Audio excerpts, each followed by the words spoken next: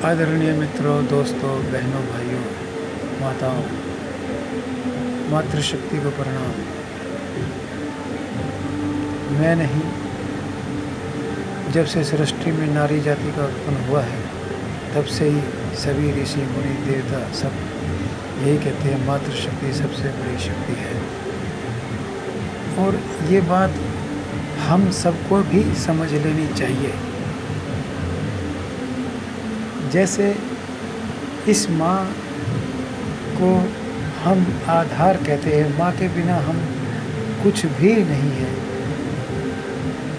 हमारे एक स्कूल में मैं अकाउंटेंट की पोस्ट पर था, तब प्रिंसिपल महोदया कहती थी उनकी माताजी के गुजरने के बाद कि मनोज, माँ ही आधार होती है।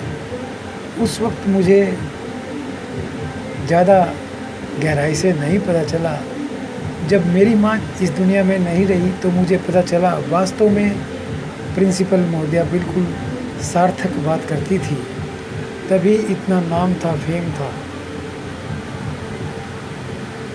माँ के बारे में मैं दो चार बातें आपके साथ शेयर करना चाहता हूँ। जैसे मेरा खाना, पहला खाना, क्योंकि माँ पहली, सब कुछ पहला ही होता है, माँ से ही होता है। मेरा पहला खाना माँ का दूध था, टॉयलेट मेरी माँ की गोद थी, स्कूल मेरी माँ की रसोई थी, टीचर मेरी माँ ही खुद थी और डॉक्टर भी मेरी माँ ही खुद ही थी।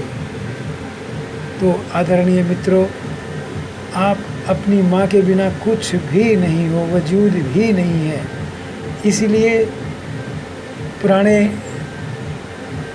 समय में श्रवण कुमार मातृ पिता की भक्ति के कारण प्रसिद्ध हुए और उनका मंत्र था मातृदेवो भव, पितृदेवो भव। और उन्होंने अपनी माता पिता की आँखों की ज्योति के लिए राजा दशरथ के दरबार से उपचार लेकर काठ की कावड़ बनाकर और सभी तीर्थों पर घूमा।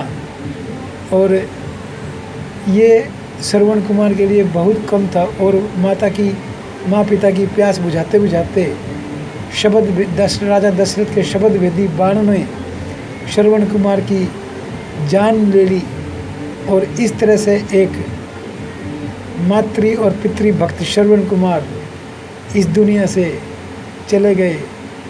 और मैं यही आपसे अनुरोध करूँगा कि माता पिता की पूजा करो। माता पिता और